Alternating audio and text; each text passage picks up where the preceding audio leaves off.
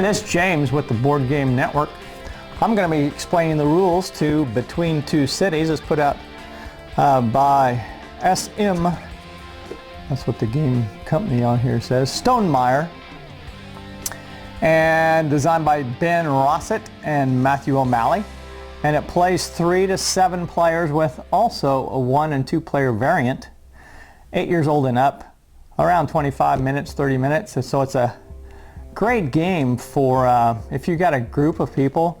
You know how many games play 2 to 4 players? You know, you got 5 or 6 players over to your house and you want to play a game, you're having to break that up into 2 games oftentimes. This one plays up to 7. And it's simultaneous play, so you're not sitting around waiting for other people to make decisions. So it's great game for a big group. All you do is, it's a tile drafting game, kind of like Carcassonne, where you draw tiles and then you play them. But what you're doing is you're building cities and you're having to work with your 2 neighbors. I'm going to set up a 3-player game here. So I'm here, you got another person here, and you're going to have a city that you're building in between your 2 neighbors, and they're going to have a city between them. So with 3 people, you're going to have 3 cities. 4 people, you're going to have 4 cities. 5. So all you do is it goes through 3 rounds. You draw these purple tiles. They all have some kind of city piece on them. And you draw 7 of them. So I'm just going to grab some. 2, 4, 6, 7. 2, 4, 6, 7. So this person over here draws 7. 2, 4, 6, 7. And this person over here draws 7. So we all have 7 tiles. Then you look at your tiles and decide what you want to play. And there's different icons on these tiles that mean different things, and I'll explain those when I talk about scoring. But all you do is you grab 2 tiles. Say I want to build using these 2 tiles because I'm building on 2 cities, and I pick up the other 5 and I set it down, and I put one of these markers on top of that to show that I'm done, and the other marker likewise goes on down on the score board before it gets scored. And you're going to build your city here by this discarded tile set. And this person over here they're going to draw 2, and they're going to set a different marker on theirs. And this person's going to draw 2. And everybody passes their leftover tiles to the left for round 1. And so these are just the leftover markers if you're playing more players. So we're not going to use those. And then you pick up those 2 tiles. Everybody, once they've marked that they're done, is you pick up your 2 tiles and you discuss with your neighbors what you want to build. And you say, well, you know what, I think my factory would go good over here with your restaurant. And I think my office building would go good next to your house.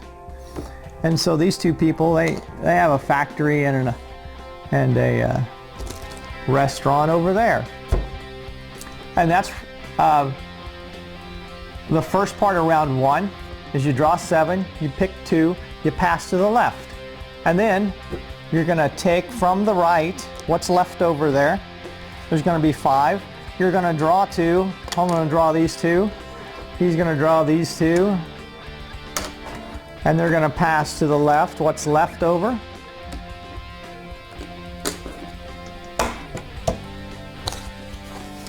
And so once everybody's drawn and passed, they turn their tiles over. And once again, you say, well, you know what, I think my office would go good with your house over here, and this house would go good with the restaurant. And here's a park that would go good with the house. And the only rules you have for this city is you have to put them next to, once you've put one tile down, all the rest of them have to be orthogonal next to that tile. They can't be a diagonal, and they can't be separated by space. They have to be touching aside, okay? And this city at the end has to make a 4x4 square. So there's no building, so your 5 away or something. You have to keep it within a 4 by 4, 4 rows, 4 columns. And then you do that once again. That's the second turn. And you draw from the right. Again, you pick 2 tiles. This person picks 2 tiles. And this person picks 2 tiles. And everybody passes to the left. Can't keep this straight here. Okay, so you put your thing over there, everybody flips their tiles up, see what they have, and then they once again they work together with their neighbors to decide where the best placement for their tiles are on their cities. Now, the cities have to be oriented, so the scoring track at the bottom, you look at the bottom and there's some scoring information, that has to be the same direction on every tile. No turn it sideways or anything. Okay, so we have, oh, I can't do this, can I? 2, 4, 5. That's not legal. I have to make it within a 4 by 4. Good thing I saw that. Okay, so once you're down to 1 tile, then round 1 is over. You take those, you discard them, you do not put them back in the box. And then you have these called, what are called duplexes. They're actually the same as these, but they're 2 tiles wide. And so everybody's going to draw 3 of those. And once again, you're going to look at them, and they'll look something like this, where they have 2 tiles like this. And you have to be aware of where the scoring track is, because that has to go in the correct orientation. So this one would be a vertical tile if you played it, and this one would be a horizontal tile, because the scoring track's down there. Okay, so you look at those and you go, well, you know, I'll play these 2, and you pass that to the left, and this person's picking 2. And they pass to the left. This person's picking 2. And they pass to the left. You flip over your tiles, and once again you discuss with your neighbors where the best place for these tiles are. And so I like that one there, and this one can go over here. And you just have to be aware, it has to stay within a 4 by 4 space. And so this, it might look something like this at the end of round 2. You're building your cities, you're always staying within the 4 by 4 space. Okay, once you've done that with the duplexes go out. No more duplexes. And for round 3, we draw regular purple tiles again. And once again, you're drawing 7. So 2, 4, 6, 7. 2, 4, 6, 7. 3, 6, 7. Okay, so we'll say those are the tiles that we drew. We will once again look at them, and then this time we're going to pass to the right instead of to the left. So this person's picking 2, passing to the right. This person's picking 2, passing to the right. Let's see. Yeah, here we go.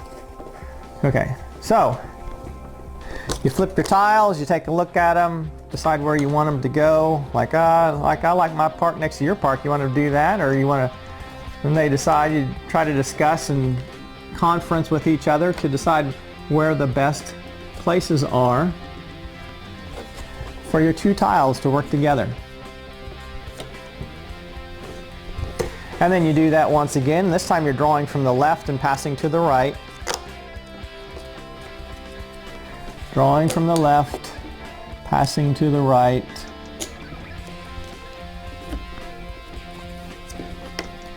Once again, we flip up.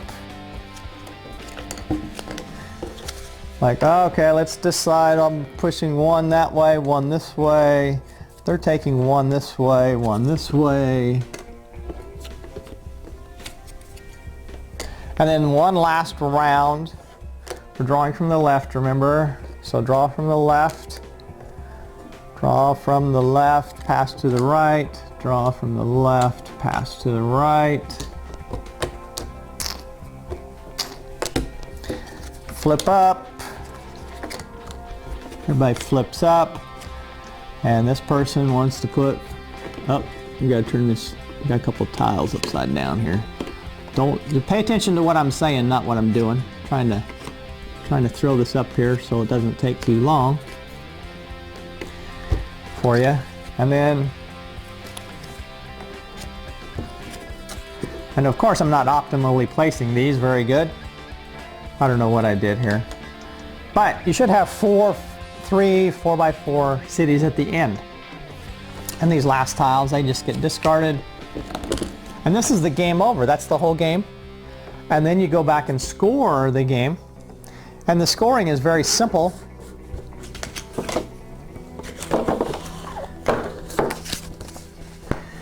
They have a reference card here for everybody to have to explain the scoring. The first one on there is shops. Shops is a little yellow icon like this right here. And shops really are an advantage to have a shop in a row, kind of like a strip mall. And they have to be straight in a row. So for the first one, it's 2 points. Second one in a row is 5. 3 is 10. 4 is 16. So you'll notice that I only have 2 in a row here, so I didn't optimally place these. So that would be worth 5 points here. And then this one would be 1 by itself. It can't use the same tile over again. So this would be another 2 points, and this would be another 2 points. So that would be 9 points. So this one being, I don't know which one we're at, but here's what we're going to call it right now. So we would just go down, the score person would say, okay, shops. And then you start going down and like, well, this one's 9 points for shops. And this one is going to have 2, 2, and 2. Well, you know, they didn't put those very good together, so that's only 2, 4, 6 points for this one. If they would have been in a straight line, they would have been worth 10 points, either vertical or horizontal. And then this one over here had 2, and they're not next to each other, so that's worth 4 points. And so you just go down through each of these. The second one is factories, and factories, you get 4 points for whoever has the most factories. The city with the most factories gets 4 points per tile. So this one's got 2 factories. This one has a 1 factory. And this one has 1, 2, 3 factories. So this one's going to get 4 points per tile, so that's going to get 12 points. Second place is going to get 3 points per tile for 6 points. And third place is 2 points per tile, so this one's going to get 2 points. If you have a tie for first place, then they just both get first place. And then somebody else will get second. Or if you got a tie for second, everybody gets the second place amount, and then you still have the rest. So you always are giving out at least 1 for 4 and 1 for 3 points each, and then everybody else gets 2 points per tile. And then taverns are the red diamonds, and you'll notice within the red diamond is a different icon. Here's a music symbol, here's a bed, here's a fork and knife, and there's 4 different symbols. Here's a mug. 4 different symbols. And if you have only one of those symbols in your city, you get 1 point for it. But if you have 2 different symbols, 4 points. 3 different symbols is 9 points. 4 different symbols, all 4 symbols possible, is 17 points. They show you those symbols right here. 17 points, and then you can have more than one set. You could have 3 of whichever icon, and then 1 duplicate, so you would end up with 9 for the 3, and then 1 point for the second, for the duplicate one, to get 10 points. So those are called taverns. That's how taverns work. Offices, and they can be anywhere in the city. They don't have to be next to each other like a shop does. And the first one is worth 1 point. Second one, if you have a second one, then the total is worth 3 points. The third one is the total is worth 6 points. If you have 4, you get 10 points. 5 is 15, and 6 is 21. So you can earn a lot of points that way, and you get a bonus that if your office building is next to any tavern, it gets a +1 bonus because you like food and amenities next to office buildings. So each office building can only get a bonus of 1, even if it's next to 2 taverns. So that's how taverns or offices work. Parks.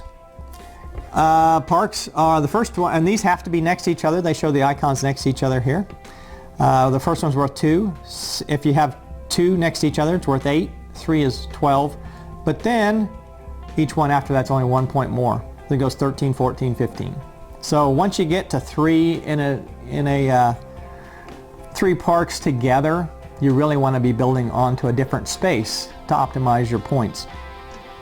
And you can have more than one park, just split them up. But the first two or the first three is a good optimization, but more than that is not good. And then housing. And housing is scored by 1 point for every other icon in the city. So you'll notice there's 5 other icons in the city: the shop, the factory, the tavern, the office building, the park. So it can earn a maximum of 5 points. You don't get points for other houses. Maximum 5 points per house. But if a house is next to a factory, it's only worth 1. Nobody wants to live next to a factory. So that overrides the point values. So like in this case, there's 3 houses, and you'd go around and count, well, here's a factory and an office and a park and a shop and a tavern. There's the office, the factory, the tavern, the office building, and the park. So it's got all 5 in this city, so each one of these is worth 5. So that'll be 15 points for this city. So then you end up with whatever your total is on the score, and your score is the lowest of your 2 cities. I have these 2 cities. I would look at my score for these 2 cities, and my score is the lowest of those 2, and the winner is the person with the highest score. So that's completely the way it works. And if you have 2 people with the same score, you break the tie by whoever has the most tiles with this scorecard here.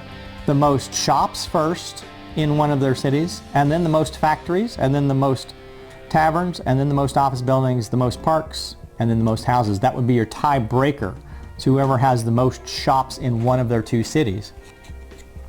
So that's the way you play the game. It's very simple, very straightforward, and the 2-player variant for this game is it changes the game quite a bit, because you're not working with another player. You're actually competing with the other player, and you're building 2 cities on your side, and he's building 2 cities on his side. And so on round 1, you're picking 2 tiles, and 1 tile goes over here and 1 tile goes over here.